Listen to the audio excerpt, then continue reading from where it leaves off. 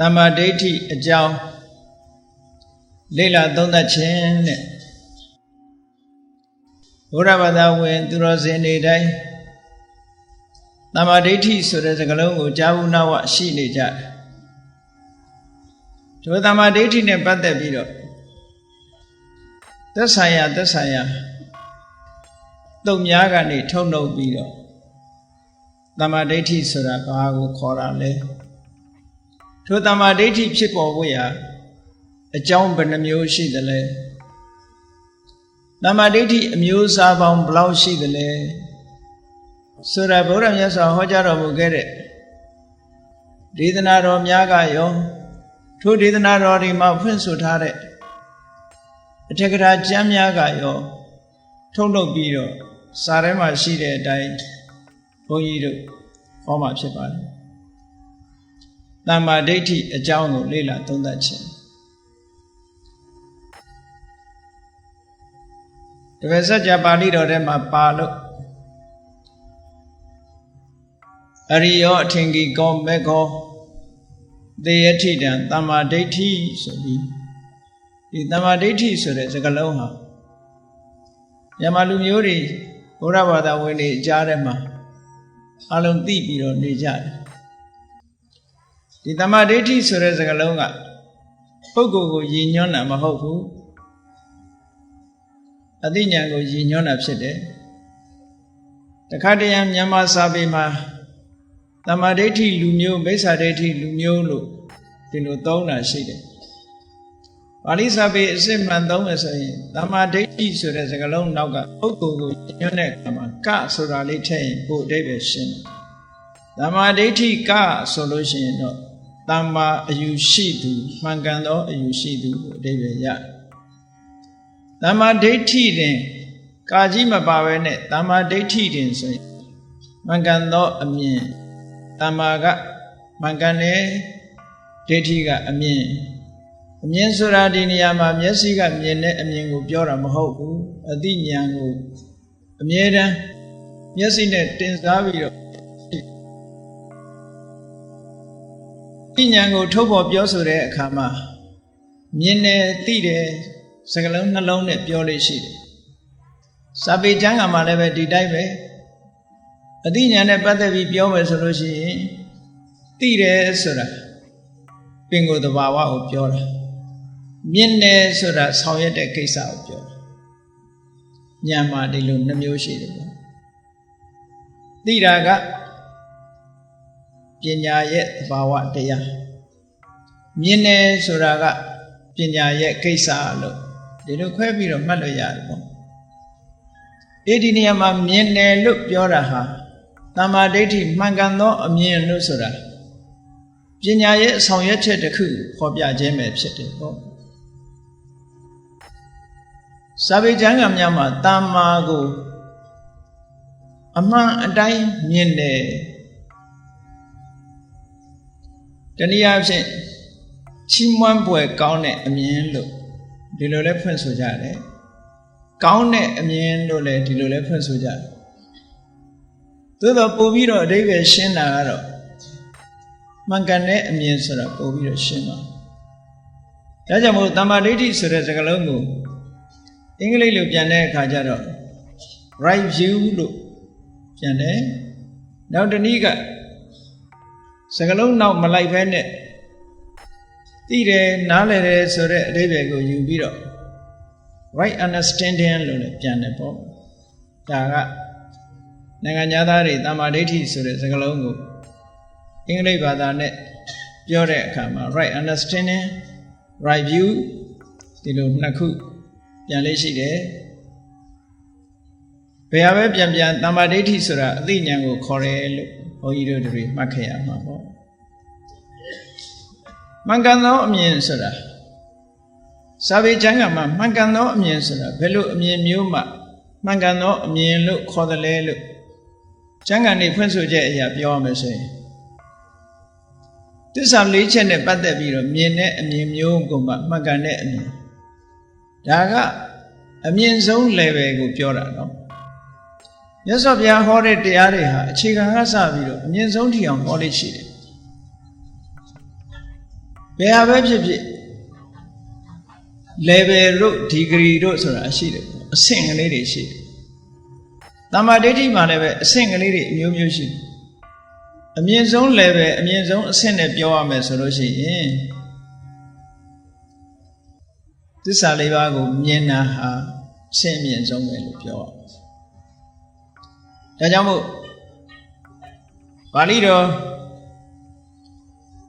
အဘိဓမ္မာကျမ်းဂန်ပဲဖြစ်ဖြစ်သုတ်တန်ကျမ်းဂန်ပဲဖြစ်ဖြစ်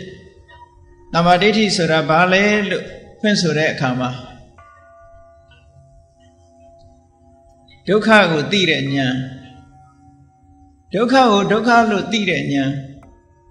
ဒုက္ခသမုဒယကိုဒုက္ခသမုဒယလို့သိတဲ့ဉာဏ်ဒုက္ခនិရောဓကိုဒုက္ခនិရောဓလို့သိတဲ့ဉာဏ်ဒုက္ခនិရောဓဂ ामिनी ပฏิပဒါကိုဒုက္ခនិရောဓဂ ामिनी ပฏิပဒါလို့သိတဲ့ဉာဏ်မြန်မာလိုပြောမယ်ဆိုလို့ရှိရင်ဒုက္ခဆိုတဲ့သဘာဝတရားတွေကိုရှင်းရှင်းမြင်တယ်ထိုဒုက္ခရဲ့အကြောင်းတရားကိုလည်းရှင်းရှင်းမြင်တယ်ထိုဒုက္ခရဲ့ချုပ်ငြိမ်းရာကိုလည်းရှင်းရှင်းမြင်တယ်ထိုဒုက္ခချုပ်ငြိမ်းဖို့ရာအတွက်နိလန်းဖြစ်တဲ့ကျင့်စဉ်ကိုလည်းရှင်းရှင်းကြီးမြင်တယ်လို့အရိယသူတော်စင်တွေသိမြင်တဲ့သစ္စာလေးပါးကိုရှင်းရှင်းမြင်တာဟာအဆင့်အမြင့်ဆုံးတမ္မာဒိဋ္ဌိလို့ဒီလိုပြောအဲ့တော့တမ္မာဒိဋ္ဌိဆိုတာအသိဉာဏ်ပဲအသိဉာဏ်ကိုအစဉ်စဉ်ခွဲလိုက်တဲ့အခါကျတော့တမ္မာဒိဋ္ဌိအမျိုးအစားတွေထွက်လာတယ်အထက်ကရာကျမ်းတွေကတမ္မာဒိဋ္ဌိတွေကိုစုဆောင်းပြီးတော့ဖော်ပြတဲ့အခါမှာတမ္မာဒိဋ္ဌိဘယ်နှမျိုးရှိသလဲဆိုတော့အသိဉာဏ်အပြင်တော့တစ်မျိုးတည်းပဲမှန်မှန်ကန်ကန်မြင်တယ်ဆိုတာသို့တော့မှန်မှန်ကန်ကန်မြင်တယ်ဆိုတဲ့နေရာမှာဘာနဲ့ပတ်သက်ပြီးတော့မှန်မှန်ကန်ကန်မြင်တာလဲအကြောင်းအရာနဲ့ပတ်သက်ပြီးတော့ဖွင့်ဆိုတဲ့အခါမှာ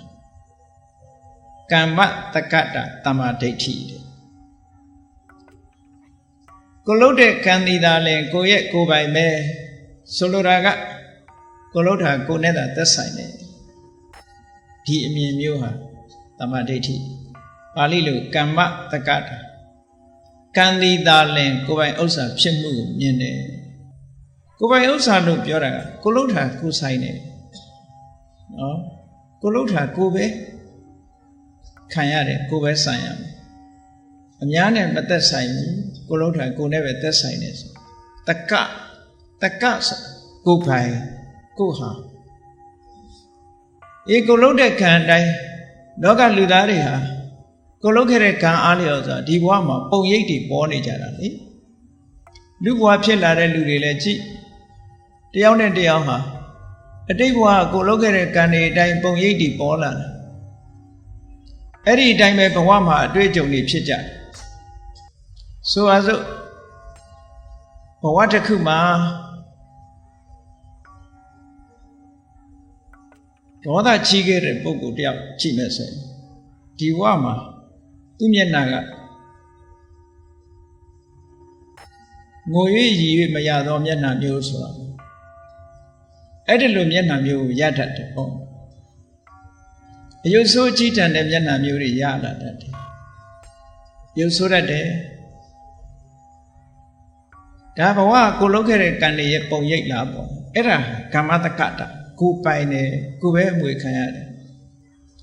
သူများတဲ့တပ်ဖြတ်လာတဲ့ပုဂ္ဂိုလ်လူဘဝရလာဒါအကျိုးဆက်လေးအနေနဲ့ယောဂများတယ်လူဘဝရောက်ကြတဲ့ကဆရာဝန်နဲ့ပြရတယ်မရှိဘူးဆေးစားရတာနဲ့ပြရတယ်မရှိဘူးအသက်တိုးတယ်ဒါနဲ့မကဘူးပါဏာတိပါဒကံချိန်များကျူးလွန်ထားလို့အရှိန်ရှိနေသေးတယ်ဆိုလို့ရှိရင်မတော်တဆအက်ဆီဒင့်တွေနဲ့တည်တတ်တယ်ဒါပါဏာတိပါဒထို့တူပဲသူတော်ကောင်းတွေကိုဆွဆွဲပြောဆိုတတ်တဲ့ပုဂ္ဂိုလ်ဒီဘဝမှာကိုယ်ဘာမှမလုပ်ပေမဲ့လို့အဆွဆွဲခံရပြီးတော့ထောင်တန်းကြတတ်တဲ့ပုဂ္ဂိုလ်တွေရှိတယ်ဒါဆွဆွဲခဲ့တဲ့အကုသိုလ်ကံကြောင့်ဒီဘဝမှာဆွဆွဲခံရတယ်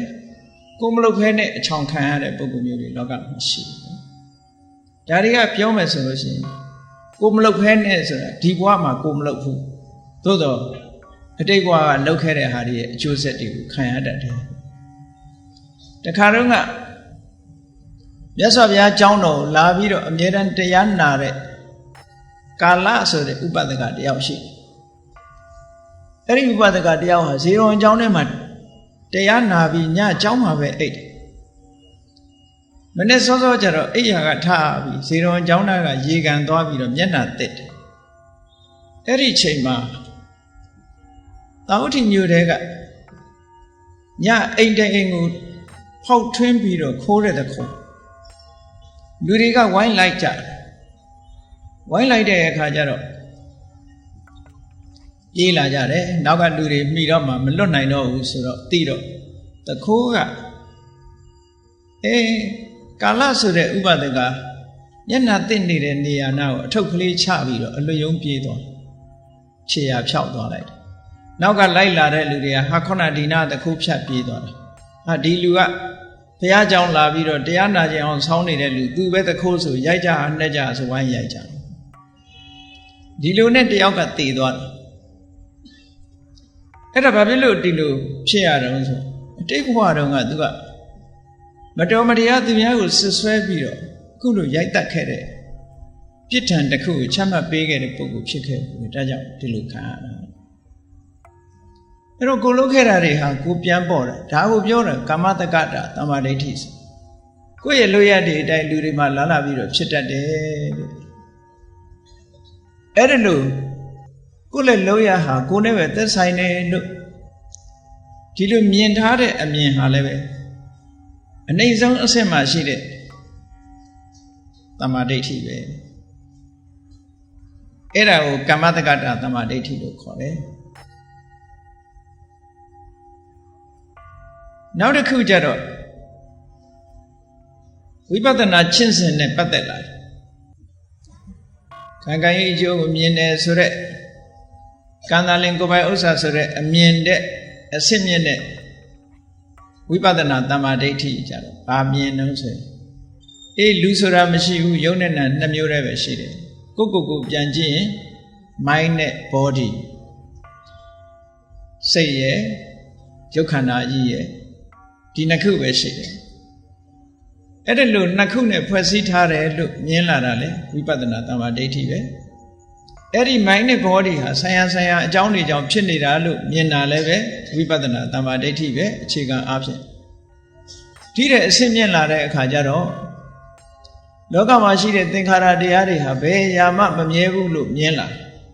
ထာဝရပြောင်းလဲနေတယ်လို့မြင်လာလို့ရှိရင်အနိစ္စဆိုတဲ့သဘောတရားကိုမြင်လာပြီဆိုဒါဝိပဿနာတမ္မာဒိဋ္ဌိသို့မဟုတ်မမြဲတဲ့သဘောတရားကြီးကဒလစဒုက္ခပေးနေလို့ဒုက္ခလို့မြင်လာတယ်အဲ့ဒီလိုဒလစဒုက္ခပေးနေတဲ့သဘာဝတရားကြီးဟာကိုယ်မှယတ္တံပြစ်လို့ပြစ်ဖို့ဘာပါဝါမှမရှိဘာမှစွန့်ရည်တတ်မရှိဘူးလို့မြင်တာအနတ္တအဲ့ဒီလိုသင်္ခါရတရားတွေနဲ့ပတ်သက်လာလို့ရှိရင်အနိစ္စလို့လည်းမြင်တယ်ဒုက္ခလို့လည်းမြင်တယ်အနတ္တလို့လည်းမြင်လာအဲ့ဒီလိုမြင်လာတဲ့အသိဉာဏ်အစဉ်တက်လာတဲ့အစဉ်မြင့်တဲ့အသိဉာဏ်ဝိပဿနာတမ္မာဒိဋ္ဌိလို့ခေါ်တယ်ဖျားဖွင့်လို့ကံကောင်းထောက်မှနေလို့ဒါဟောဒီဝိပဿနာတမ္မာဒိဋ္ဌိဆိုတာဘုန်းကြီးတို့တွေရနိုင်ခွင့်ရှိတာသာသနာ့ဘာမှာဆိုလို့ရှိရင်ဝိပဿနာတမ္မာဒိဋ္ဌိဆိုတာကြားကိုမကြားဘူးလားမရနိုင်ဘူးမြတ်စွာဘုရားကိုယ်တိုင်ကကုသိနာယုံအင်းကြီးဥယျာဉ်ထဲမှာမြောက်မျက်နှာအုတ်ခေါင်းနဲ့လျှောင်းဆက်ပြီးတော့နေတဲ့အချိန်မှာသုဘဒ္ဓပြပိုက်ကြီးကိုရှင်းရှင်းလေးမြတ်စွာဘုရားမိန့်ထားတယ်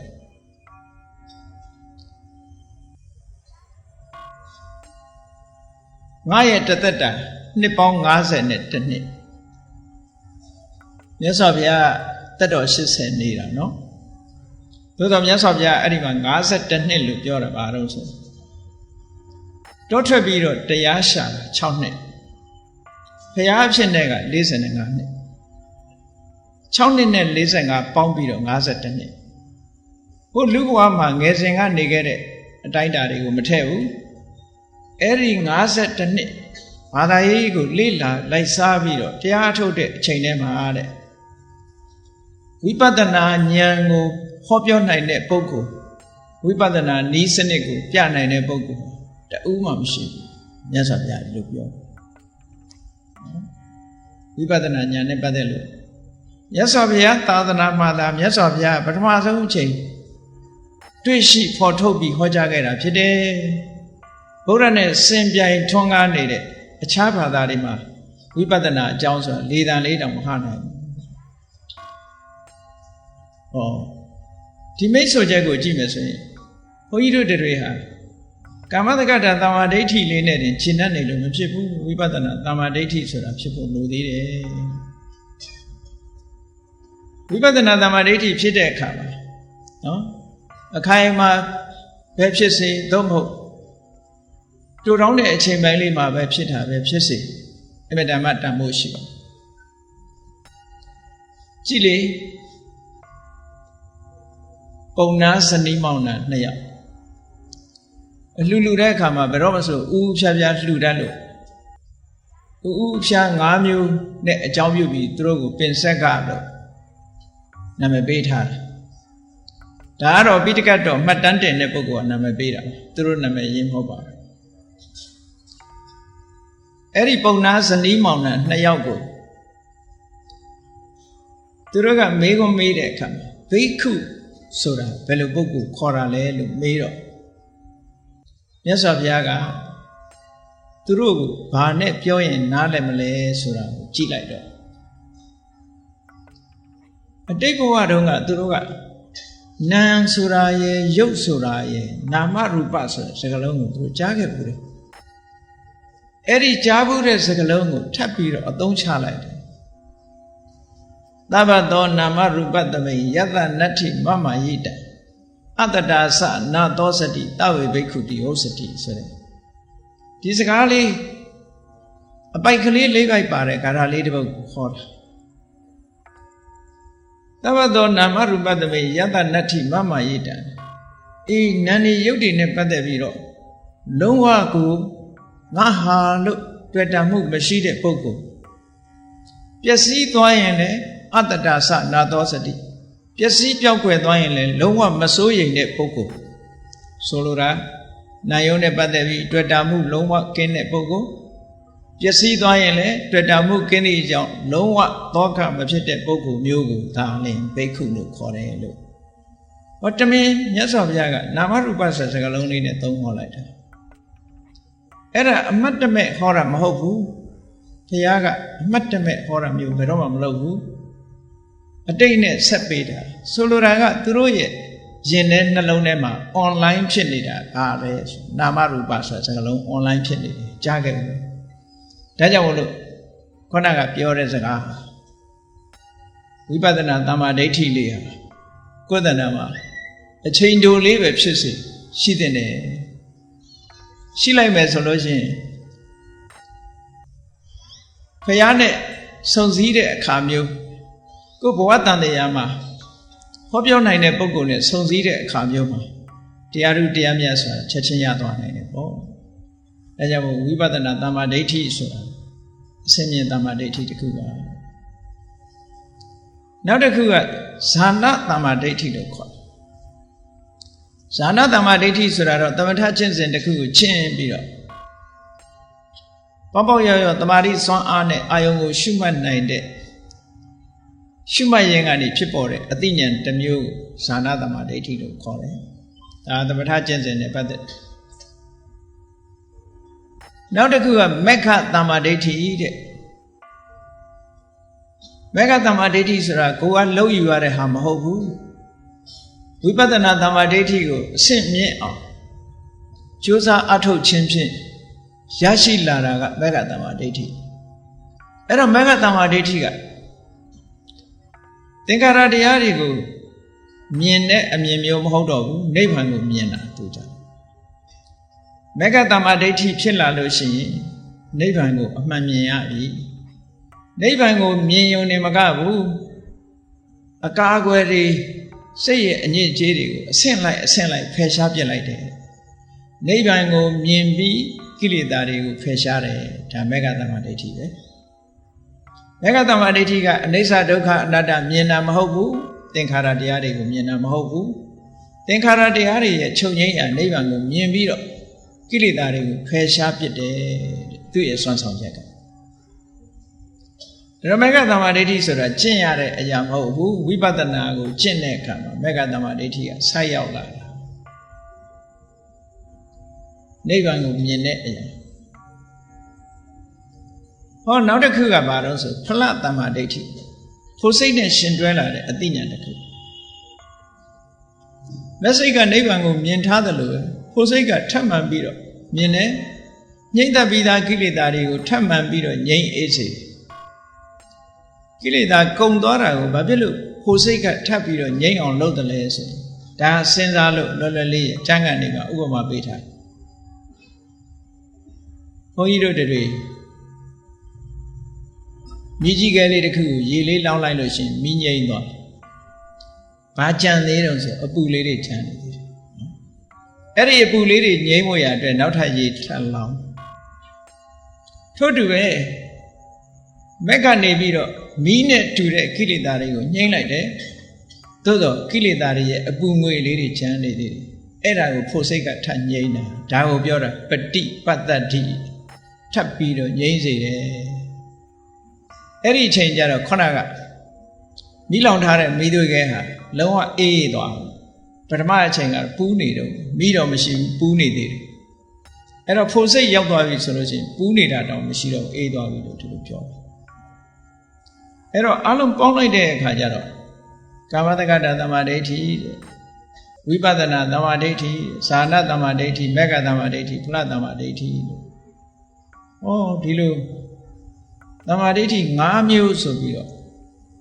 တချို့စာပေမှာ5မျိုးရေးတာရှိတယ်နော်တချို့ကျတော့လည်း4မျိုးပဲရေးတာလည်းရှိတယ်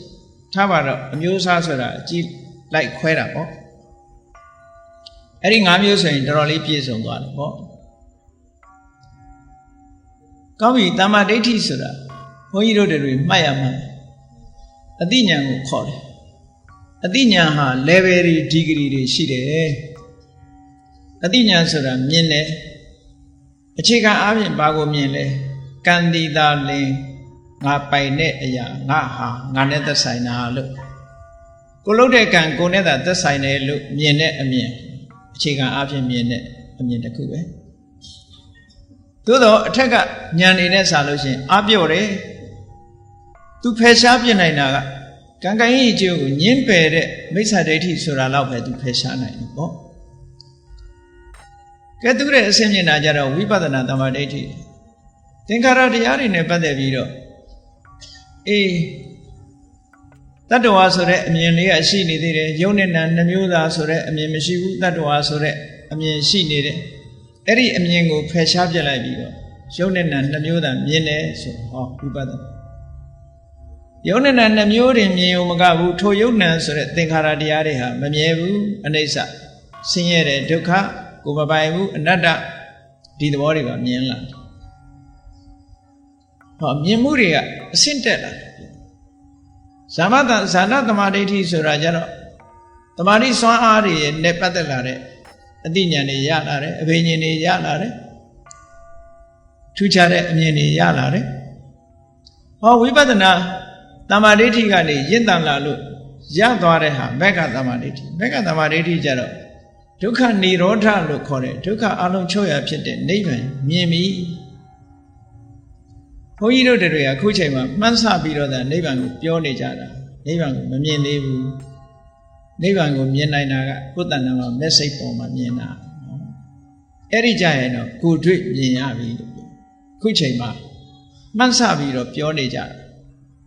ဟောထားတဲ့တရားနာ၍ဖြစ်စေသူတော်ကောင်းတွေပြောထားတဲ့စကားကြား၍ဖြစ်စေအော်နိဗ္ဗာန်ဆိုတာဒီလိုဟာမျိုးမြင်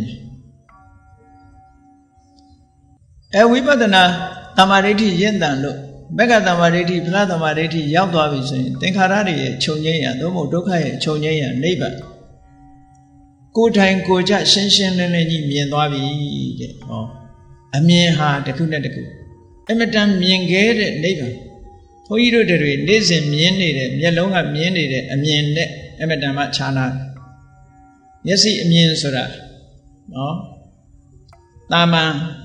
မျက်စိထဲမှာထင်ဟပ်လာတဲ့အရာပဲမြင်ရတယ်မျက်စိနဲ့မမြင်နိုင်တာတွေအများကြီးပဲအဲ့ထဲပဲအသိဉာဏ်လို့ဆိုတဲ့အခါမှာလည်းပဲအသိဉာဏ်ဟာအစဉ်စဉ်ဒီလိုရှိတယ်လို့ဒါသဘောပေါက်ပေါ့ဒီကောင်းပြီ right view right understanding လို့ခေါ်တဲ့ထူးခြားတဲ့ဉာဏ်သွေးမှန်ကန်တဲ့ဉာဏ်အမြင်တွေကိုတမ္မာဒိဋ္ဌိလို့ခေါ်ပြီးတဲ့ဒါတမ္မာဒိဋ္ဌိဆိုတာဘာလဲတမ္မာဒိဋ္ဌိအမျိုးအစားဘယ်နှခုရှိသလဲဆိုတဲ့မှတ်သားရပေါ့ဒါဖြင့်ဒီလိုတမ္မာဒိဋ္ဌိဆိုတဲ့မှန်ကန်တဲ့အမြင်မှန်ကန်တဲ့အသိရရှိလာဖို့ရအကြောင်းတရားတွေကဘာတွေလဲဘယ်ရာပဲဖြစ်ဖြစ်အကြောင်းတရားမရှိဘဲနဲ့မသိနိုင်ကြဘူးမပေါ်နိုင်ဘူးမြတ်စွာဘုရားကတမ္မာဒိဋ္ဌိရဲ့အကြောင်းတရားဆိုပြီးတော့ခေါ်ထားတာနှစ်ခုတည်းပဲဟောပြထားဒါနှစ်ခုတည်းဆိုတာအခြေခံအကြောင်းတရားတွေကိုဟောတဲ့သဘောနှစ်ခုတည်းကဘာတော့ဆိုရင်နံပါတ်1ကပရတောခောတာကိုပေါင်းတင်ဆက်ဆံတဲ့ပုဂ္ဂိုလ်သို့မဟုတ်ကိုကိုးကွယ်တဲ့ဆရာသမားထံကတရားဓမ္မနာယူရခြင်းဒါပရတောခောတာလို့ခေါ်ခောတာဆိုတာအတန်ပဲတရားသံဟောပြောတဲ့အတန်ဆိုလိုတာကသူတော်ကောင်းတရားကိုကြားနာတာကိုဆိုလိုပရတောခောတာဆိုပါစို့ရှင်သာရိပုတ္တရာမထေရမြတ်တောင်ငကိုယ်တော်ကတမ္မာဒိဋ္ဌိမှာဟုတ်မှာမဟုတ်ဘူးတမ္မာဒိဋ္ဌိမှာရှိမှာမရှိသူလက်ခံထားတာကမိစ္ဆာဒိဋ္ဌိဖြစ်နေဟောရှင်အတ္တစီကနေပြီးယေဓမဟိတုပ္ပဝါဒေသံဟိတုံတထာဂတောဆိုတဲ့ဒီဓမ္မဒေသနာကိုဟောပြောလိုက်တဲ့အတန်ဒါပရတောခောတာပဲရှင်အတ္တစီထံကကြားရတဲ့တရားသာအဲ့ဒါကအကြောင်းတစ်ခုတဲ့တမ္မာဒိဋ္ဌိပြည့်ဖို့ရအတွက်ဒီအတန်မကြားရပဲနဲ့ဆိုလိုတာကတရားမနာရပဲသူတော်ကောင်းတရားမနာရပဲနဲ့မှန်ကန်တဲ့အမြင် right understanding right view ဆိုမဖြစ်နိုင်ဘူးဒါပြောတာနော်ဖြစ်နိုင်ဘူးကဲဒါဖြင့်ဒါကပြင်ပကအကြောင်းတရားမို့ဗဟိတ external condition လို့ခေါ်တယ်ပြင်ဘက်ကအကြောင်းတရားတစ်ခုပဲ external condition နဲ့ internal condition ဆိုပေါင်းဘယ်ရာပဲဖြစ်ဖြစ်အတွင်းနဲ့အပြင်ပေါင်းဆက်တာအခုလျှက်စစ်မီးလာနေတယ်ဆိုတာမီးကြိုးနှစ်ခုပေါင်းဆက်တာနော်နှစ်ခုပေါင်းမှ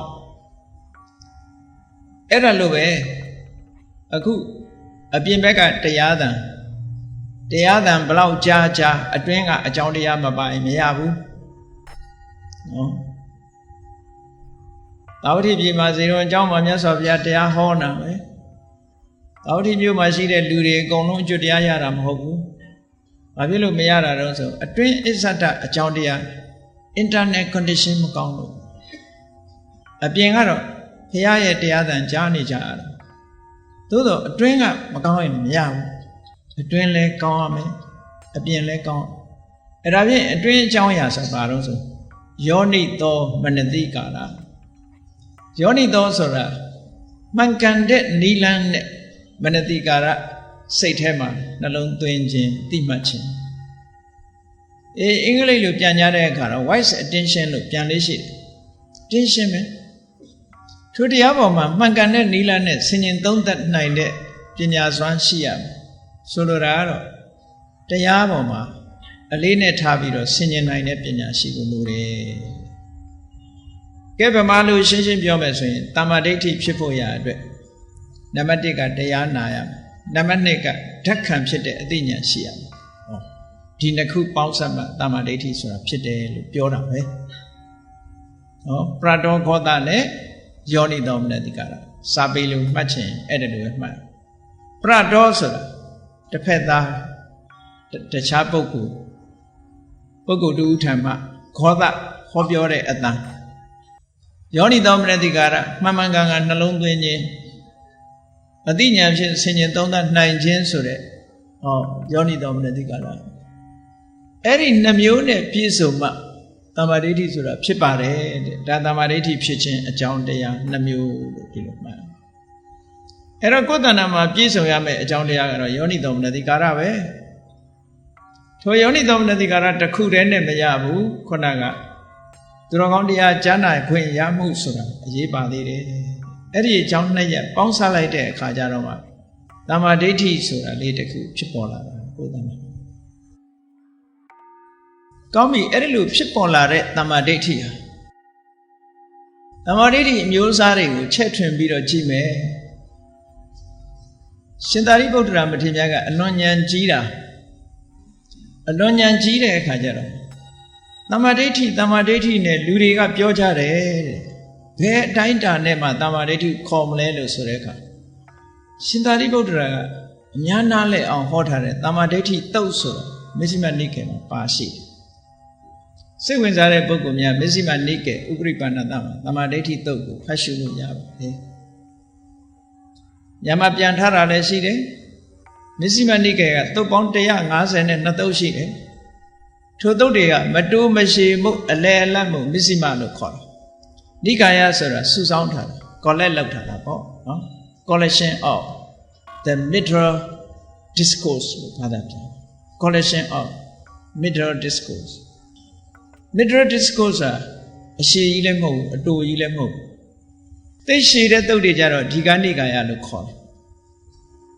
ဒီကနိကာယကြတော့ရှည်လျားတဲ့တုတ်တန်သူက34တုတ်ရှိတယ်ဒီကနေ့မြန်မာနိုင်ငံမှာဒီတုတ်တွေကဖတ်ရှုလို့နားလည်နိုင်တဲ့အနေအထားရှိပါတယ်။နောက်မဇ္ဈိမနိကေလို့ဆိုတာကခုနအလယ်လတ်အရှိကြီးမဟုတ်အတူလည်းမဟုတ်တဲ့တုတ်ပေါင်း152တုတ်အဲ့ဒီမှာတမ္မာဒိဋ္ဌိတုတ်ဆိုတာရှင်သာရိပုတ္တရာကယဟန်တွေကိုရှင်းလင်းဟောကြားခဲ့တန်ခါပရိသတ်မှာယဟန်တွေကိုရှင်းလင်းဟောကြားခဲ့တဲ့တုတ်တန်တစ်ခုရှိအဲ့ဒီတုတ်ကိုတို့ချုပ်ပြီးတော့ပြောကြရရှင်သာရိပုတ္တရာကပြောတယ်အေးလူတွေပြောကြတယ်တဲ့တမ္မာဒိဋ္ဌိနဲ့သူပြောကိုပြောနေကြတယ်ဘလောက်အတိုင်းတာနဲ့မှတမ္မာဒိဋ္ဌိဖြစ်တယ်လဲတမ္မာဒိဋ္ဌိဖြစ်ဖို့ရအတိုင်းတာဘလောက်ရှိတယ်လဲဆိုပြီးပြောတဲ့အခါရှင်သာရိပုတ္တရာမထေရမြတ်ကရှင်းလင်းပြီးတော့ဖြေပေးတယ်အကုသိုလ်ကိုအကုသိုလ်လို့သိတာအကုသိုလ်ရဲ့အခြေခံတရားကိုအကုသိုလ်ရဲ့အခြေခံတရားလို့သိတာကုသိုလ်ကိုကုသိုလ်လို့သိတယ်ကုသိုလ်ရဲ့အခြေခံမူလတရားကိုကုသိုလ်ရဲ့အခြေခံမူလတရားလို့သိတယ်အဲ့ဒါလို့သိခြင်းဟာတမ္မာဒိဋ္ဌိပါပဲ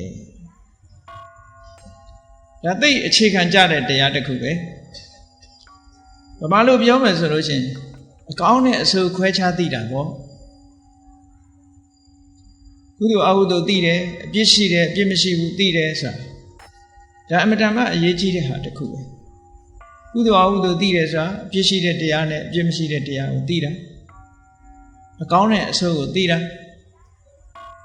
အဲ့ဒီအကောင်းတွေရဲ့အကြောင်းတရားကအခြေခံကဘာလဲအဆိုးတွေရဲ့အခြေခံဘာလဲလို့သိတာအဲ့ဒီမှာလည်းပဲရှင်းရှင်းလေးရဲ့တမ္မာဒိဋ္ဌိဖြစ်ဖို့ရာအတွက်တဲ့အကုသိုလ်ကိုအကုသိုလ်လို့သိရမယ်အကုသိုလ်ရဲ့အကြောင်းတရားတွေကိုအကုသိုလ်ရဲ့အကြောင်းတရားလို့သိရမယ်တဲ့ဒါဖြင့်အကုသိုလ်ဆိုတာဘာတွေလဲလို့ဆိုဒုစရိုက်7ပါးကိုပြောတာဒါအများသိနေတဲ့ဒုစရိုက်7ပါးအကုသိုလ်ဆိုတာတခြားမဟုတ်ဘူးတဲ့သူများတဲ့တတ်တာအကုသိုလ်ပေါ့သူများဥစ္စာခိုးတာသူတော်ဘာသာမယာထုလွန်ပြောပြမှားတာဟောကြည့်လိန်လေပြောတာတူနဲ့တူမတက်အောင်ဂုံးတိုက်တာဆဲတာဆိုတာအကျိုးမရှိတဲ့စကားတွေကိုပြောတာသူများပစ္စည်းကိုကိုပစ္စည်းဖြစ်ခြင်းနဲ့လောဘနဲ့တွေးတာလူတယောက်ပျက်စီးစေလို့တဲ့ဒေါသနဲ့တွေးတဲ့အတွေးကံကံရဲ့အကျိုးကိုညှင်းပယ်တဲ့မှားယွင်းတဲ့အယူဆအလုံးပေါင်းလိုက်တဲ့အခါကျတော့10ခုမြန်မာလူမျိုးတွေဗုဒ္ဓဘာသာတွေသိတဲ့အတိုင်းဒုစရိုက်10ပါးလို့လည်းခေါ်တယ်အကုသလကမ္မပဋ္ဌာန်းတရား10ပါးလို့ခေါ်တယ်အကုသိုလ်ဆိုတာအဲ့ဒါတွေကိုခေါ်တာအကုသိုလ်ရဲ့မူလအကြောင်းရင်းဆိုတာဘာတော့ အကုသိုလ်ရဲ့အကြောင်းတရားဆိုတာတခြားမဟုတ်ဘူးတဲ့လောဘဒေါသမောဟဒါအကုသိုလ်ရဲ့အကြောင်းတရားအကုသလမူလပဲလောဘဒေါသမောဟရှိနေသမျှခုနကဘာနာတိပါဒစသည်ဖြစ်နေဥမှာပဲဘာနာတိပါဒဖြစ်တာကဘာကြောင့်ဖြစ်တာတော့ဆိုဘာနာတိပါဒဟာဒေါသအခြေခံဖြစ်တာသူများအသက်ကိုတတ်တယ်ဆိုတာကြည့်လေလူသားမှုကျူးလွန်တယ်ဆိုတာစိတ်ဆိုးမှန်ဆိုးဖြစ်ပြီးတော့တတ်တာပဲလေသွေးနဲ့တတ်တာမရှိဘူးလားလို့ဆိုသွေးနဲ့တတ်တဲ့လူကလည်းရံညိုးရှိလို့တတ်တာပဲတတ်မှုကိစ္စမှန်သမျှဒေါသအခြေခံတယ်အဲကြောင့်မို့အဘိဓမ္မာထသင်္ဃာအကျမ်းမှာဒေါသမူလေနဇာယန္တိဒေါသကြောင့်ဖြစ်တာအရိဏဒါနကြတော့ဘာအခြေခံတာတော့ဆိုလောဘပေါ့လိုချင်လို့ခိုးတာလောဘအခြေခံတယ်ပေါ့ဒီလိုဆိုလို့အဲ့ဒါလို့လောဘရှိနေမယ်ဒေါသရှိနေမယ်မောဟရှိနေမယ်ဆိုလို့ရှိရင်အကုသိုလ်တွေဖြစ်တာမို့အဲ့ဒီလောဘဒေါသမောဟဆိုတာတွေကိုအကုသလမူလအဲ့ဒီအကုသလမူလကိုပဲနာမည်တစ်မျိုးနဲ့24ပစ္စည်းမှာဟေတုပစ္စယောဟေတုလို့ခေါ်တယ်ဟေတုဆိုတာသစ်ပင်ကြီးတစ်ပင်မှာရေတောင်းမြင့်ခိုင်မာနေလို့ရှိရင်ထိုသစ်ပင်ရဲ့အကိုင်းတွေအခက်တွေအရွက်တွေအပွင့်တွေအသီးတွေစီပင်နေတယ်လို့ပဲအကုသိုလ်မှုတွေဟာလောဘရှိနေမယ်ဒေါသရှိနေမယ်မောဟရှိနေမယ်ဆိုရင်ဒီအမြင့်တွေချောင်းမို့လို့အကုသိုလ်တရားဆက်လက်ရှင်သန်နေတယ်လို့ဒီလိုပြောတာဒါဟိတုပစ္စည်းရဲ့အတိတ်ပဲအဲ့လိုဆိုလို့ဟိတုဆိုတဲ့နာမည်နဲ့သုံးတခါတည်းအဲ့ဒီဟိတုကိုပဲမူလဆိုတဲ့နာမည်နဲ့သုံးတယ်မူလဆိုတာအမြင့်ပဲလေတိုက်ရအမြင့်ကိုခေါ်တယ်အကုသိုလ်ရဲ့အမြင့်တွေအဲ့ဒီအမြင့်ရှိနေလို့ရှိရင်ခုနကအကိုင်းအခက်နဲ့တူတဲ့တတ်မှုဖြတ်မှုလူရမှုဆိုတဲ့ဒုစရိုက်တွေအကုန်ရှင်သန်ထွန်းကားနေပါ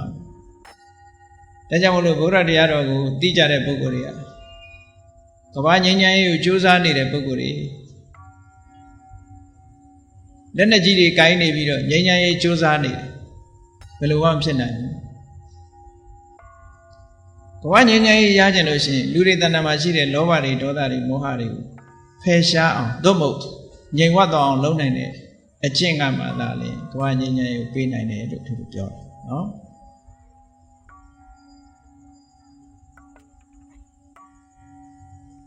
ခုလို့အကုသိုလ်ကိုအကုသိုလ်လို့သိတာသမာဓိဋ္ဌိပဲတဲ့ရှင်သာရိပုတ္တရာတခါကုသိုလ်ကိုကုသိုလ်လို့သိတာလည်းပဲသမာဓိဋ္ဌိပဲတဲ့ဒါပြင်ကုသိုလ်ဆိုတာဘာတွေလဲလို့မေးလို့ရှိရင်ရှေရှေဝေးဝေးမတွေးနဲ့သူများအသက်တတ်တာကရှောင်းတယ်သူများဥစ္စာခိုးခြင်းမှရှောင်းတယ်သူတစ်ပါးသားမယားပြစ်မှားခြင်းမှရှောင်းတယ်လိမ့်မပြောဘူးမှန်တာပဲပြောတယ်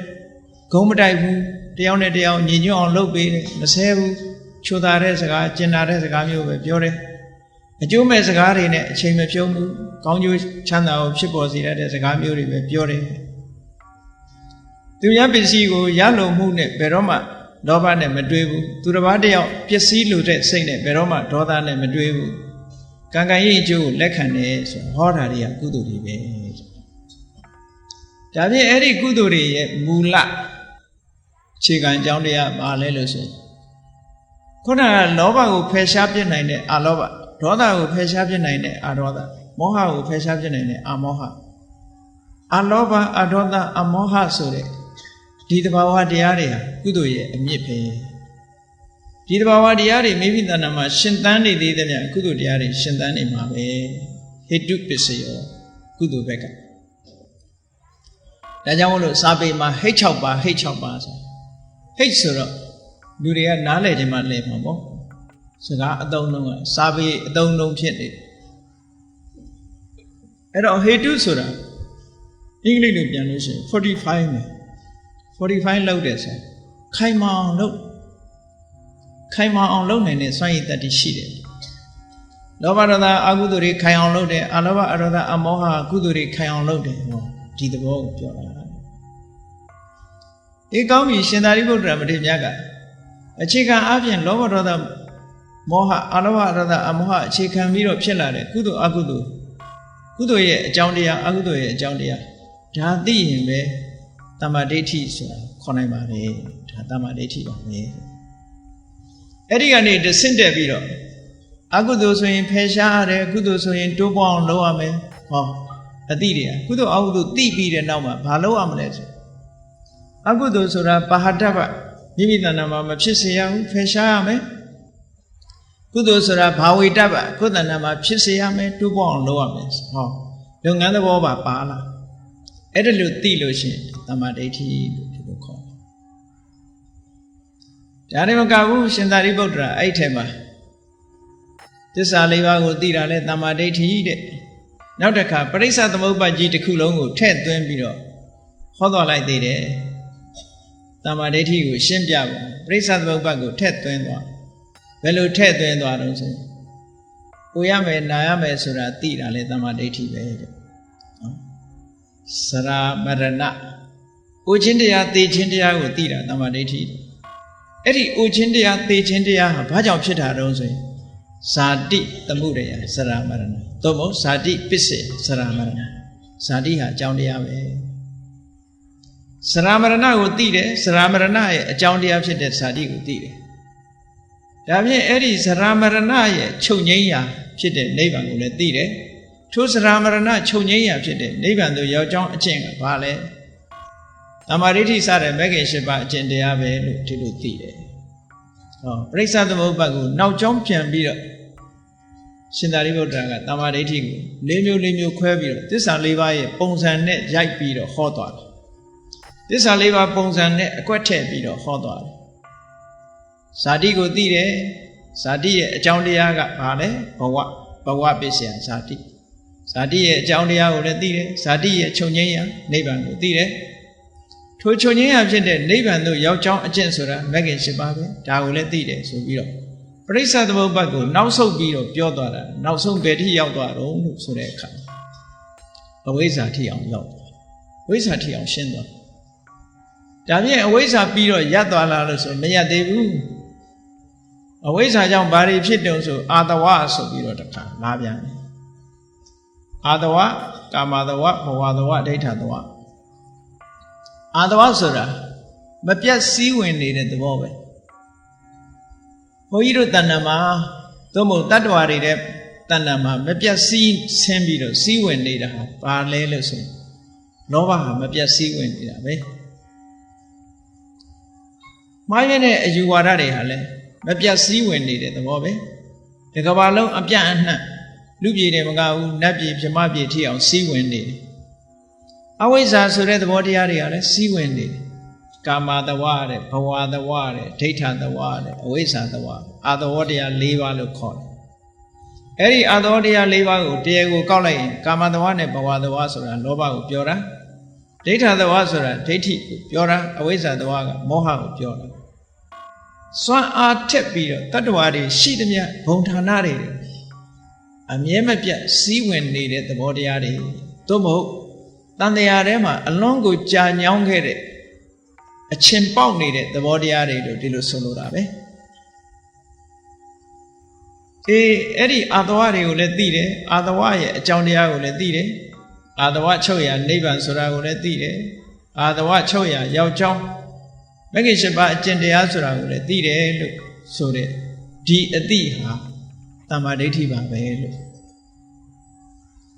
အဲ့ဒီမဇ္ဈိမနိကေမှာလာတဲ့တမ္မာဒိဋ္ဌိတုတ်မှာရှင်သာရိပုတ္တရာမထေရကဒီလိုရှင်းပြီးတော့ဟောထားအဲ့တော့ရှင်သာရိပုတ္တရာရဲ့နိနာနေတရားကိုယူပြီးတော့အကျယ်ချက်ကြည့်မယ်ဆိုလို့ရှိရင်ဘုရားတရားတော်နဲ့ပတ်သက်ပြီးတော့ကြည့်ကြရတယ်အများကြီးပဲပေါ့အားလုံးသိလိုက်တာတွေကိုသိတာအဲ့ဒါတမ္မာဒိဋ္ဌိပဲလို့ဒီလိုဟောလို့ရင်ဖြစ်တယ်ပေါ့ဒါဖြင့်ကောင်းပြီဘုန်းကြီးတို့တွေရဲ့တဏ္ဍာမှာ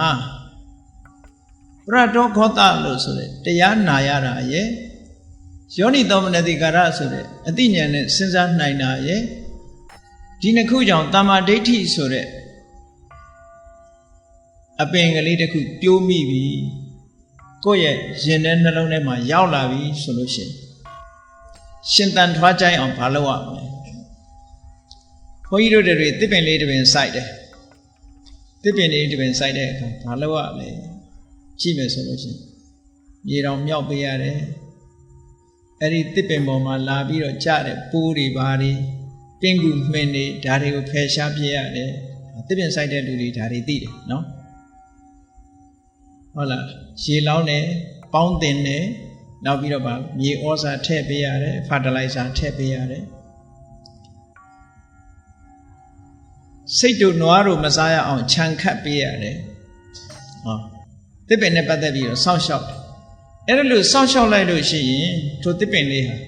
အညွန့်တလူလူနဲ့တက်လာပြီးတော့နောက်ဆုံးမှာလှပတဲ့အပွင့်လေးတွေပွင့်လို့လိုချင်တဲ့အသီးလေးတွေကိုတီးပေးမှဖြစ်တယ်ဘုန်းကြီးတို့တွေရဲ့တဏ္ဍာမှာလည်းပဲအခုပြောခဲ့တဲ့ပရဒောဂောသနဲ့ယောနိသောမနတိကာရဆိုတဲ့အကြောင်းတရားလေးနှစ်ခုပေါ်မှာအခြေခံပြီးတော့သမ္မာဒိဋ္ဌိဆိုတဲ့အပင်ကလေးပြိုးမိထားပြီးဝိပဿနာသမ္မာဒိဋ္ဌိပဲဖြစ်ဖြစ်နော်ကမ္မတက္ကတာသမ္မာဒိဋ္ဌိပဲဖြစ်ဖြစ်အဲ့ဒီအပင်ကလေးပြိုးမိထားတယ်ပြိုးမိထားတဲ့ဟောဒီ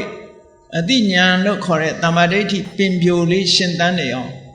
ဘာတွေလုပ်ပေးတဲ့တယ်လဲဆိုတာကိုလည်းမြတ်စွာဘုရားကဟောထားတာရှိတယ်အဲ့ဒီတုတ်ကိုအနုဂဟိတတုတ်လို့ခေါ်တယ်စာပေကိုစိတ်ဝင်စားလို့ရှိရင်တော့အင်္ဂုတ္တရနိကာယပင်စကနိဗ္ဗာန်ဆိုတာကိုဖတ်ကြည့်လို့ရှိရင်တွေ့တယ်အနုဂဟိတတုတ်အနုဂဟိတဆိုတာအထောက်ကူပြုခြင်းကုညီထောက်ပံ့ပေးခြင်းဆိုတဲ့အဓိပ္ပာယ်ရတယ်အဲ့ဒီအနုဂဟိတတုတ်ကိုဖတ်ကြည့်မယ်ဆိုလို့ရှိရင်မိမိတို့ရင်ထဲမှာပြိုးမိထားတဲ့သမ္မာဒိဋ္ဌိဆိုတဲ့အပင်လေးကိုဘာနဲ့ထိမ့်သိမ်းဆောက်ရှောက်ပေးရမလဲသမ္မာဒိဋ္ဌိဆိုတဲ့အသိဉာဏ်လေးရှင်သန်ထွားကြိုင်းလောက်အောင်ဘာလုပ်ပေးရမလဲဆိုတာကိုမြတ်စွာဘုရားဟောထားတာရှိတယ်ဘာနဲ့အထောက်အကူပြုရမလဲနံပါတ်1ကသီလာနုဂဟိတာကိုကျင့်တရားနဲ့အထောက်အကူပြုပေးထားပါကိုချင်းတရားပြက်ပြီဆိုလို့ရှိရင်ဒီတမ္မာဒိဋ္ဌိဟာရှင်သန်နိုင်ခြင်းမရှိဘူးเนาะကိုချင်းတရားလို့ဆိုလို့ရှိရင်ကဲတစ်ပင်လေးတစ်ပင်တော့ပြိုးတော့ထားပါရဲ့ခြံစည်းကိုကာမထားဘူးဆိုလို့ရှိရင်အကောင်မလောင်တွေကဝင်ပြီးတော့မစားပြီဘူးလားဩခဏခဏအညွန့်ကျိုးရှင်သန်နိုင်စွာမရှိဘူးเนาะအဲ့ဒါလိုပဲမိမိတဏ္ဍာမှာရှိတဲ့တမ္မာဒိဋ္ဌိဆိုတဲ့ဒီအသိဉာဏ်လေးရှင်သန်ဖို့အတွက်ကိုချင်းတရားဆိုတာလေးနဲ့ခြံခတ်ပေးဖို့လိုတယ်တဲ့ဒါပြောတာ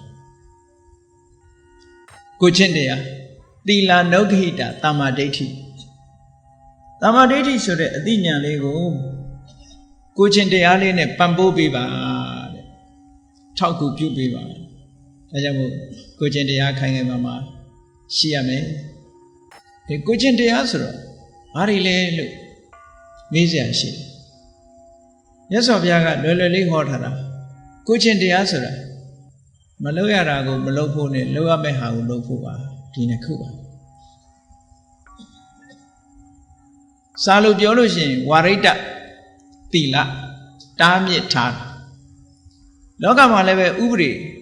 နိုင်ငံတော်အစိုးရတွေကချမှတ်ထားတဲ့ဥပဒေဆိုတာမလုပ်ရဘူးနဲ့လုပ်ရမှာနှစ်ခုပဲရှိတာပါဒီနှမျိုးပဲရှိတာမဟုတ်လား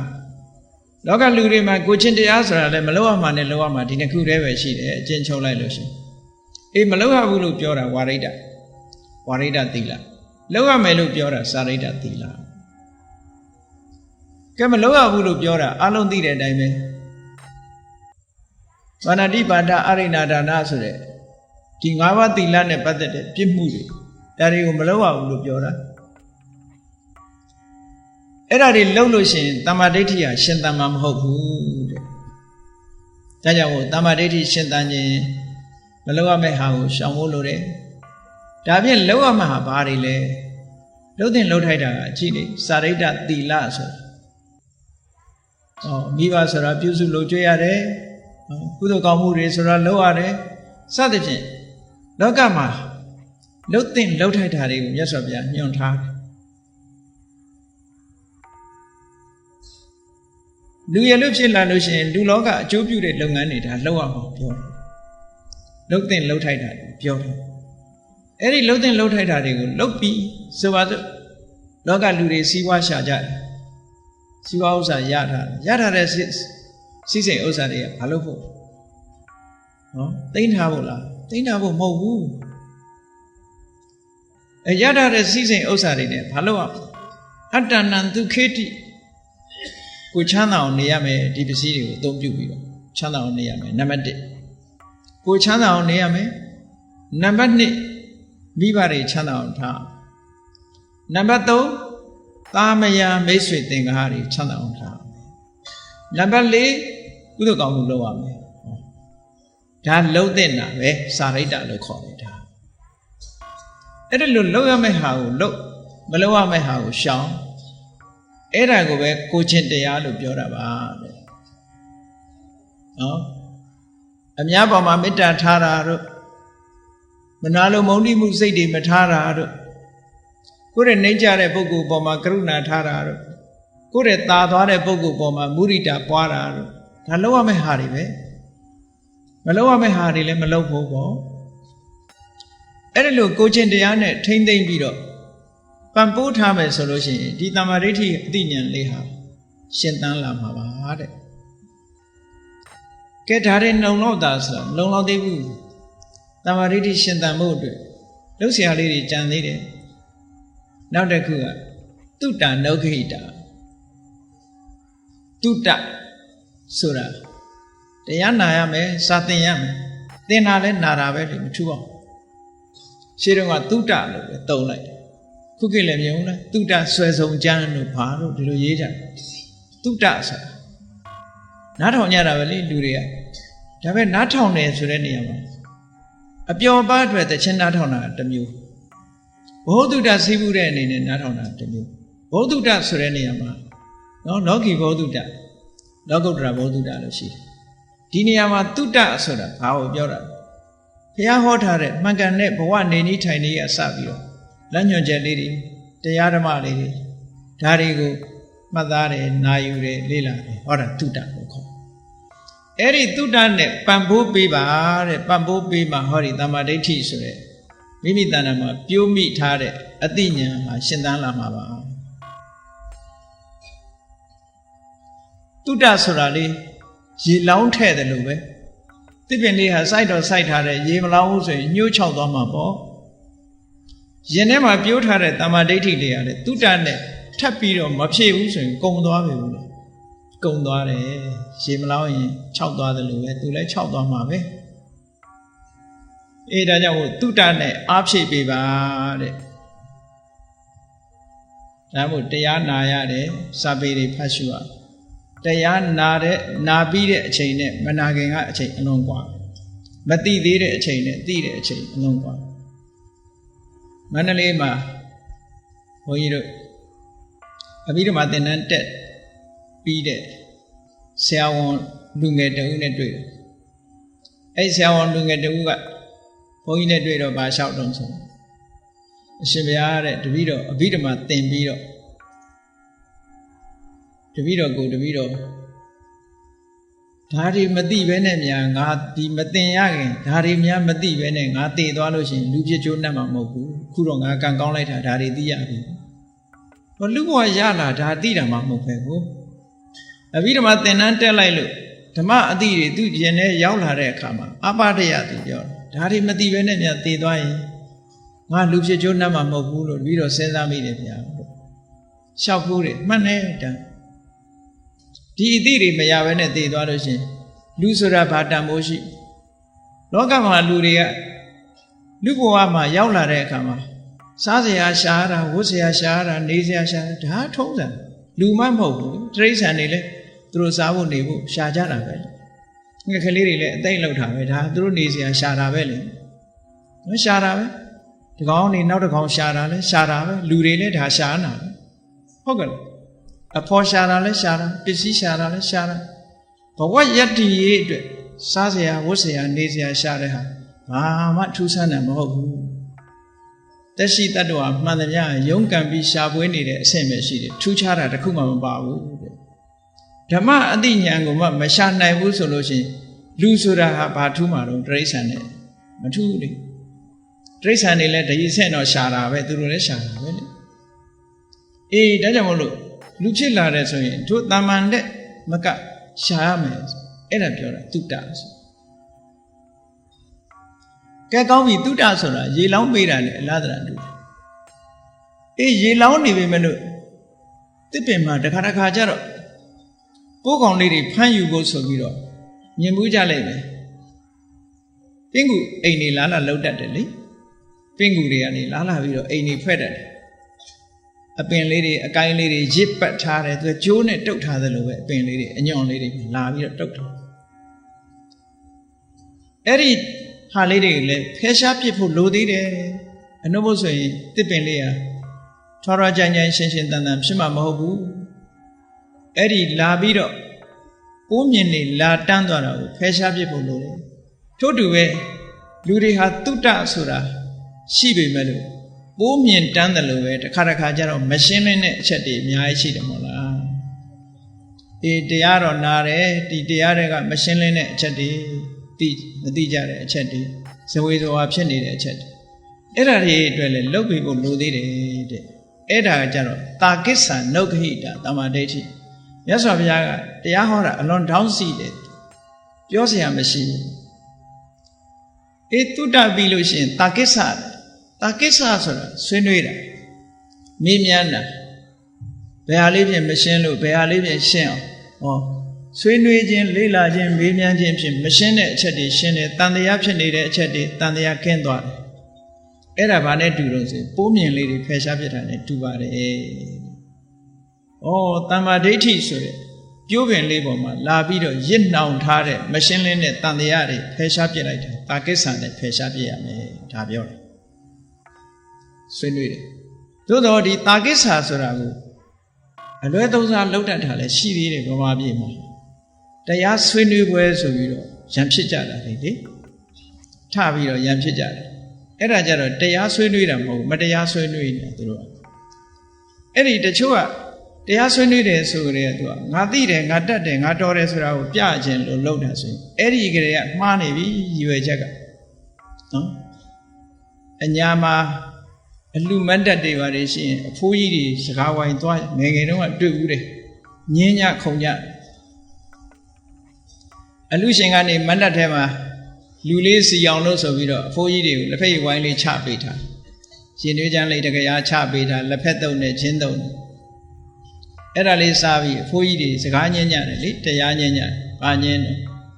ကြမ်းကြမ်းဖမ်းမှန်ညင်းတယ်လက်ဖက်ပကံဒါရုပ်လားနာလားဆို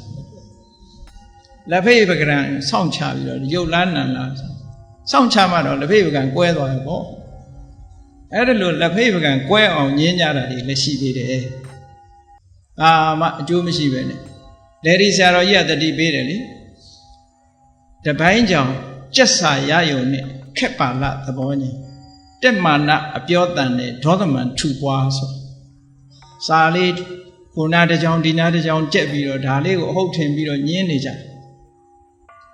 တကယ်တက်ပြီဆိုရင်ညင်းစရာတခုမှမရှိတော့မတက်တဲ့လူကညင်းတာမြတ်စွာဘုရားကဟောထားတာနော်ဇနာဧကင်္ဂဓာတိနောတဲ့အကုန်မြင်နေလို့ရှိရင်ညင်းစရာတခုမှမရှိဘူးတဲ့တချမ်းမြင်တဲ့လူတွေညင်းနေကြတယ်ကြည့်လေဆင်ကိုတမျိုးစီပြထားတဲ့မျက်ကန်းတွေမျက်မမြင်သူကန်းတွေဟာဆင်ကိုညင်းနေကြတာလေသူတို့ဆင်တစ်ကောင်လုံးမြင်မှုတာမဟုတ်ဘူးတချို့ကောင်ကအမြည်ကင်ပြီးတော့ဒါဆင်လို့ပြောတာတချို့ကအစွဲကင်ပြီးတော့ဆင်လို့ပြောတချမ်းပဲမြင်တာသူတို့အဲ့ဒီတချမ်းမြင်နေညင်းကြတာပဲအမှားတော့ညင်းပြီဆိုရင်တချမ်းမြင်လို့သာမှတ်ပြီးတော့အပြည့်စုံညင်တဲ့လူကညင်းစရာကိုမရှိဘူးနော်ဘုန်းကြီးတို့တခါတော့ကဖတ်စာအုပ်ထဲကလေးပြောဥပါတယ်နော်ဖတ်စာအုပ်ထဲကမှတ်သားစရာလေးတွေ there are two sides in every question ဆိုတော့ခေါင်းစည်းလေးနဲ့ရေးထားတာအမှန်တန်စိတ်ဝင်စားစရာကောင်း every question ပြဿနာတိုင်းမှာအမြင်နှမျိုးရှိပါတယ်ဆို there are two sides in every question ဆိုလူနှစ်ယောက်တောင်ကုန်းလေးပေါ်တက်လာကြအပေါ်မှာချိတ်ထားတဲ့ချင်းသေးရုပ်ကလေးကိုကြည့်ပြီးနော်တယောက်ကရွှေချင်းသေးတယောက်ကငွေချင်းသေးရွှေနဲ့ငွေနဲ့ညင်းပြီးတော့ရံဖြစ်ကြတယ်နောက်ကြတော့ဟိုဘက်ကလူဒီဘက်ကြည်သားမှဒီဘက်ကလူဟိုဘက်ကြည်သားမှဆိုတော့ရွှေတစ်ချမ်းငွေတစ်ချမ်းလုံးထားတာကိုအဲ့ဒါကိုမသိဘဲနဲ့ညင်းနေတာတစ်ချမ်းမြင်တာနဲ့ငါပြောတာမှန်တယ်ငါရွှေလို့ပြောတာငါဘက်ကရွှေမင်းဘက်ကမှန်တယ်ဟုတ်လားဟိုလူကလည်းမဟုတ်ဘူးငါငွေကိုယ့်ဘက်သွားမကြည့်ဘူးလေကိုယ့်ဘက်ပဲကိုကြည့်ကြတယ်အဲ့ဒါလို့တချမ်းမြင်တာတွေဟာရ မြတ်စွာဘုရားကိုယ်တိုင်ကလည်းဇနာဧကင်္ဂဓာတိနောဧကင်္ဂဓာတိနောဆိုတစိတ်တချမ်းလောက်တာမြင်တဲ့ပုဂ္ဂိုလ်တွေကညင်းနေကြတာပါတဲ့အကုန်လုံးမြင်ညင်းစရာဘာမှမရှိသုတ်တန်တစ်ခုမှဆိုရင်မြတ်စွာဘုရားကသေချာဟောထားတယ်နာဟံလောကိနဝိဝရမိငါလောကကြီးနဲ့မငင်းကုန်ပါဘူးတဲ့လောကောဝမယဝိဝရတိတဲ့လောကကလူသားတွေကသာငါနဲ့ညင်းနေကြတာပါငါဘယ်သူမှမမြင်ဘူးလောကလူသားတွေကရှိတယ်ကိုငါရှိတယ်လို့ဟောတာမရှိဘူးကိုမရှိဘူးလို့ဟောတာအငင်းပွားနေကြတာကသူတို့ကငင်းကြတာတဲ့ငါမငင်းဘူးအေးဒါကြောင့်မို့လို့တာကိစ္ဆာဆိုတဲ့ဟာဆွေးနွေးတယ်ဆိုတာအငင်းပွဲမဖြစ်စေရဘူးတဲ့တကယ်ကိုတိလို့တဲ့ဆွေးနွေးတာတိချင်လို့ဆွေးနွေးတဲ့ဆွေးနွေးမှုမျိုးပဲဖြစ်တဲ့ပေါ့အဲ့ဒါနဲ့အာဘိကူညီထောက်ပံ့ပေးထားလိုက်မယ်ပိုးမြင်နေဖယ်ရှားတယ်လို့ဖယ်ရှားလိုက်မယ်တာကိစ္ဆာနဲ့မရှင်းလင်းတာတွေရှင်းသွားပြီဆိုလို့ရှိရင်တမ္မာဒိဋ္ဌိတွေကရှင်းသားလာအေးတမ္မာဒိဋ္ဌိအခိုင်အမာဖြစ်ဖို့အတွက်ဘာလုပ်ပေးဖို့လိုသေးလဲဆိုတော့တမာရီကျင့်စဉ်ဖြစ်တဲ့သမထကျင့်ပေးဖို့လိုသေးတယ်သမထကျင့်စဉ်လေးကိုကျင့်သမထကျင့်စဉ်ဆိုတာတမာရီစွမ်းထူထောင်တာပါပဲအာနာပါနကနေထူထောင်တခြားနည်းနဲ့ထူထောင်ကိုယ်စိတ်ကလေးတည်ငြိမ်အောင်လုပ်ပေးတာသမထကျင့်စဉ်လို့ခေါ်တာပဲထွဲလေးဝင်လေးပေါ်မှာအာယုံစိုက်ထားတယ်သို့မဟုတ်အဖြူရောင်လေးပေါ်မှာအာယုံစိုက်မယ်သို့မဟုတ်အနီရောင်လေးပေါ်မှာအာယုံစိုက်မယ်ကပိုင်း10ပါးတဲ့ဘယ်ကတိုင်းနဲ့ရှုပေါ့နော်သမထကျင့်စဉ်လေးတစ်ခုနဲ့စိတ်ကိုငြိမ်အောင်လုပ်တာတမာရီတရားတွေစပွားလာအောင်ထွန်းကားလာအောင်ကြိုးစားတာသမထအဲ့ဒီသမထရင့်တန်လာလို့ရှိရင်လည်းအသိဉာဏ်တွေကဖွံ့ဖြိုးတိုးတက်လာပါတယ်ဒါကဘာလုပ်ပေးတာနဲ့တူတယ်လဲလို့ဆိုမြေတော်မြောက်ပေးတာနဲ့တူတယ်ပေါ့နောက်တစ်ခုကဘာလုပ်ရမလဲဆိုဝိပဿနာနုဂဟိတတမ္မာဒိဋ္ဌိဝိပဿနာနဲ့ထောက်ကူပြုပေးရမယ်ဝိပဿနာကျင့်စဉ်တစ်ခုကိုကျင့်ပေးပါအောင်တဲ့ဝိပဿနာကျင့်စဉ်တစ်ခုနဲ့ကျင့်လိုက်ပြီဆိုလို့ရှိရင်ကိုယ်တဏ္ဍာမှာရှိတဲ့ဒီတမ္မာဒိဋ္ဌိဆိုတဲ့အသိဉာဏ်လေးထက်ထက်မြက်မြက်ဖြစ်လာပြီးတော့နောက်ဆုံးမှာသင်္ခါရတရားတွေကိုဖြတ်ကျော်ပြီးတော့နိဗ္ဗာန်ထိအောင်ရောက်သွားတယ်ပေါ့ဒါကြောင့်မို့ဝိပဿနာကိုနောက်ဆုံးထားပြီးတော့မြတ်စွာဘုရားကဝိပဿနာကျင့်စဉ်လေးနဲ့ထုံမွမ်းပေးပါအာဘိကူညီပေးပါအဲ့ဒီလိုထောက်ကူပြုပေးပြီဆိုလို့ရှိရင်တမ္မာဒိဋ္ဌိသည်မက်ဖို့ဆိုတဲ့အကျိုးတရားကိုထုတ်လုပ်နိုင်ပါလိမ့်မယ်စေတောဝိမု ക്തി လို့ခေါ်တဲ့စိတ်ရဲ့လွတ်မြောက်မှုတမာတိတရားပညာဝိမု ക്തി ပညာဖြင့်ကိလေသာအလုံးကလွတ်မြောက်မှုလို့ဆိုတဲ့ဖို့တရားများကိုမျက်မှောက်ပြုနိုင်မှာဖြစ်တယ်အဲ့ဒီအကျိုးတရားတွေထိအောင်စိုက်ထိသွားမှာဖြစ်ပါတယ်တမာတိရဲ့စွမ်းအားတွေအမြင့်ဆုံးဟာအဲ့ဒါပါပဲစေတောဝိမု ക്തി ဖလားစိတ်ရဲ့လွတ်မြောက်မှုလို့ဆိုတဲ့အကျိုးတရားပညာဝိမု ക്തി ဖလားပညာဤလွတ်မြောက်မှုဆိုတဲ့အကျိုးတရားအဲ့ဒီအကျိုးတရားတွေဟာအမြင့်ဆုံးအကျိုးတရားတွေပဲတာမန်အနေနဲ့ပြောမယ်ဆိုရင်မက်ဖို့ထီအောင်စိုက်ထိသွားတယ်မက်ကတမ္မာဒိဋ္ဌိဖလားတမ္မာဒိဋ္ဌိရောက်သွားပြီဆိုလို့ရှိရင်တမ္မာဒိဋ္ဌိသည်လမ်းကုန်ကမ်းကုန်ကိုယ့်အတွက်အဆင့်မြင့်ဆုံးတမ္မာဒိဋ္ဌိရပြီလို့ဒီလိုမှတ်ရမှာပါအဲ့တော့ဝိပဿနာကျင့်စဉ်ဆိုတာနော်မြန်မာနိုင်ငံမှာရိပ်သာတွေမှာလည်းပဲနီလန်းနေတရားတွေပေးတယ်ဟောကြတယ်ပြောကြတယ်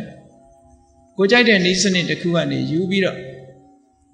မှန်မှန်ကန်ကန်ယုဒ္ဓမနန္ဒမတွေပေါ်မှာဆင်ញင်သုံးသပ်လို့တတ္တဝါဆိုတာမရှိဘူးယုံနဲ့နှမျိုးသာရှိတယ်ထိုယုံနဲ့နှမျိုးဟာလည်းပဲဆိုင်ရာအကြောင်းတွေကြောင့်ဖြစ်တယ်ဆိုတဲ့အခြေခံကစပြီးတော့ယုတ်တရားနံတရားတွေကိုရှုမှတ်ပွားများလိုက်တဲ့အခါနောက်ဆုံးရင်မိမိရဲ့နှလုံးသားထဲမှာမမြဲဘူးဆိုတဲ့အတွေးတွေဆင်းရဲတယ်ဆိုတဲ့အတွေးတွေကိုမပိုင်ဘူးဆိုတဲ့အတွေးတွေအနိစ္စတင်ညာဒုက္ခတင်ညာအနတ္တတင်ညာဒါတွေကိုတိဆောက်ပေးရမှာအဲ့ဒါလိုတိဆောက်ပေးပြီးတော့အာယုန်နဲ့စိတ်နဲ့လေ့ကျင့်ပေးတာကိုသမထနာဉာဏ်လို့ခေါ်တယ်အဲ့ဒါလိုလေ့ကျင့်ပေးလိုက်တဲ့အခါကျတော့ယုံ nant တရားတွေရဲ့ဖြစ်မှုပြမှုဟာထင်ထင်ရှားရှားကြီးမြင်လာထင်ထင်ရှားရှားမြင်လာပြီတမာရီစွမ်းအားတွေတက်လာလို့ပညာဉာဏ်တက်လာပြီဆိုလို့ရှိရင်ဥရိယဘေယကိုရှုနေတဲ့အာယုန်ဟာဖြစ်လိုက်ပြက်လိုက်ဖြစ်လိုက်ပြက်လိုက်ဆိုတာတွေကိုမြင်လာဟောအဲ့ဒီလိုဖြစ်လိုက်ပြက်လိုက်မြင်လာရကနေပြီးတော့တမာရီစွမ်းအားဉာဏ်စွမ်းအားမြင်လာတဲ့အခါမှာ ဖြစ်တာတောင်မှမမြင်တော့ပဲနဲ့အပြက်ထေကြီးပဲမြင်တော့တာဖြစ်တာပြက်တာမြင်လာကြတော့ဥရိယပယညာလို့ခေါ်တယ်အပြက်ထေကြီးမြင်လာပြီဆိုလို့ရှိရင်ဘင်္ဂညာလို့ခေါ်တယ်အဲ့ဒီထိအောင်အလုံးလုံးရမှာတဲ့နော်ဒါဝိပဿနာနဲ့ပံ့ပိုးတယ်ဆိုတာအဲ့ဒီဉာဏ်ထိအောင်လုံးတော့အသိဉာဏ်တွေကထူးထူးခြားခြားတွေဆက်ပြီးတော့သင်္ခါရတွေနဲ့ပတ်သက်ပြီးထူးခြားတဲ့အတွေးတွေဘာတွေပေါ်လာတော့လောက်တာတော့ပြက်တာပဲကြည့်ဖို့လိုတယ်ပြက်တာတွေကိုလုံးဝမြင်လာပြီဆိုတဲ့အခါကျတော့ဘာဖြစ်လဲဘယတုပ္ပဉာဏ်သင်္ခါရတရားဆိုတာကြောက်စရာကောင်းပါလားပြက်နေတာတွေကြည့်ပါလားတခုမှရက်တည်နေတာမရှိဘူးအလုံးဟာပြုံးနဲ့ပြက်နေတာပါလားဆိုပါစို့ဘုန်းကြီးတို့တွေတွေ့ဘူးကြပါလိမ့်မယ်နှမ်းစီလေးတွေကိုမီအိုကင်နဲ့ထည့်ပြီးတော့လှော်လိုက်တဲ့အခါအောက်ကအပူရှိန်ကြောင့်ဖြတ်နဲ့နှမ်းစီလေးတွေကနော်မိကျွန်းတာလို့ပဲသင်္ခါရတရားတွေကိုရှုမှတ်ပွားများတဲ့အခါမှာမိမိတဏ္ဍာမှာဖြစ်တဲ့ယုတ်တရားတွေနံတရားတွေဟာတစ်ဖြတ်နဲ့ပြက်နေတာတွေကိုမြင်လာရမယ်မြင်လာတဲ့အခါကျတော့တပြက်တည်းပြက်နာဆိုတော့ကြောက်စရာကြီးပါလားလို့မြင်လာလို့ရှိရင်ဘယတုပ္ပဌာနာကြောက်စရာဆိုတဲ့အသွင်နဲ့မြင်လာဘယညာလို့ခေါ်ကြောက်စရာလို့မြင်လာတဲ့အခါကျတော့အပြစ်တွေကိုမြင်လာပြီသင်္ခါရတရားတွေအကောင်းမထင်တော့ဘူးအာဒီနဝညာအကောင်းမထင်တဲ့အခါဘာဖြစ်လာတော့ဆိုတော့မုတ်စီတုကမြတညာဒါတွေကိုလွတ်ချင်တယ်လွတ်ပြစ်ချင်တယ်ကိုယ်နဲ့မဆက်ဆက်ချင်တော့ဘူးလွတ်ချင်လာတဲ့အခါကျတော့ညင်းငွေလာတယ်လိဗ္ဗိဒညင်းငွေလာတယ်တာယာပွဲဆိုတာရှားမတွေ့ဘူးရှားမတွေ့တဲ့အခါကျတော့လွတ်ချင်လာတယ်မုတ်စီတုကမြတညာလွတ်ချင်လာလို့လွတ်ရလွတ်ကြောင်းရှားဝေစူးစမ်းတယ်ပဋိသင်္ခာညာရှားဝေစူးစောင်းရင်းနဲ့သင်္ခါရတွေပေါ်မှာအနေသားကျသွားချစ်ချင်းမုန်းချင်းလုံးဝကင်းပြီးတော့လစ်လျူရှုပြီးတော့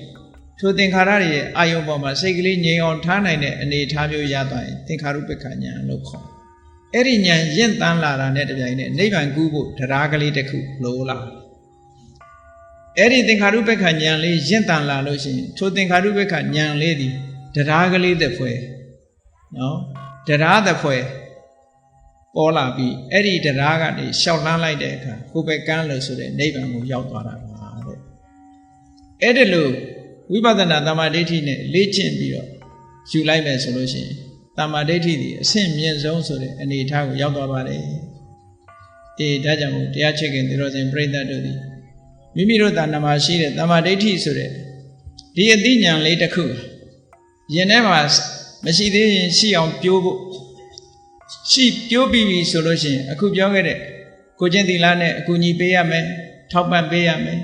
သုဒ္ဓဆိုတဲ့တရားနာခြင်းတရားစာဖတ်ရှုခြင်းလေ့လာခြင်းဖြင့်ထောက်ကူပြုပေးရမယ်တာကိစ္စမသိတာမရှင်းတာတွေမေးမြန်းပြောဆိုခြင်းဖြင့်ထောက်ကူပြုပေးရမယ်တပဋ္ဌကျင့်စဉ်တစ်ခုဖြင့်တမာတိစွာတွေမြင့်လာကျင့်ပြီးတော့ထောက်ကူပြုပေးရမယ်ဘာဖြစ်လို့တမာဟိတတဉာဏ်တမာတိရှိမှဉာဏ်ဆိုတာဖြစ်တာနောက်ဝိပဿနာရှင်းကြီးမြင်တဲ့သင်္ခါရတရားတွေရဲ့မမြဲတဲ့သဘောဆင်းရဲတဲ့သဘောကိုမပိုင်တဲ့သဘောတွေကိုရှင်းမြင်လာတဲ့ဝိပဿနာဉာဏ်ဖြင့်အထောက်အကူပြုပေးလိုက်မယ်ဆိုလို့ရှိရင်ဟောဒီတမ္မာဒိဋ္ဌိဒီအဆင့်မြင့်ဆုံးတမ္မာဒိဋ္ဌိကနေဟိုဘက်ကန်းလို့ဆိုတဲ့မက်ဖို့နိဗ္ဗာန်ကိုရရှိမှာဖြစ်ပါတယ်အမြင့်ဆုံးအကျိုးတရားကတော့အဲ့ဒါပါပဲတဲ့ဒါကြောင့်မို့တရားချစ်ခင်သူတော်စင်ပြိဿတို့ဒီကနေ့အများပြောနေကြတဲ့တမ္မာဒိဋ္ဌိဆိုတာနဲ့ပတ်သက်ပြီးတော့ထိုသုတ်တန်တွေကထုတ်ပြန်ပြီးတော့ထုတ်ပြီးတော့လေးလာသုံးသပ်တဲ့အဲ့ဒီလေးလာသုံးသပ်ချက်ကိုမှတ်သားပြီးတော့မိမိတဏ္ဍာမှာရှိတဲ့တမ္မာဒိဋ္ဌိတရားကိုရင့်တန်လာအောင်သီလသုဒ္ဓအာကိစ္စသမထဝိပဿနာကျင့်စဉ်များဖြင့်ပံ့ပိုးဖို့တတိမမေ့ပဲနဲ့ကြိုးစားအားထုတ်နိုင်ကြပါစေကုန်သတည်း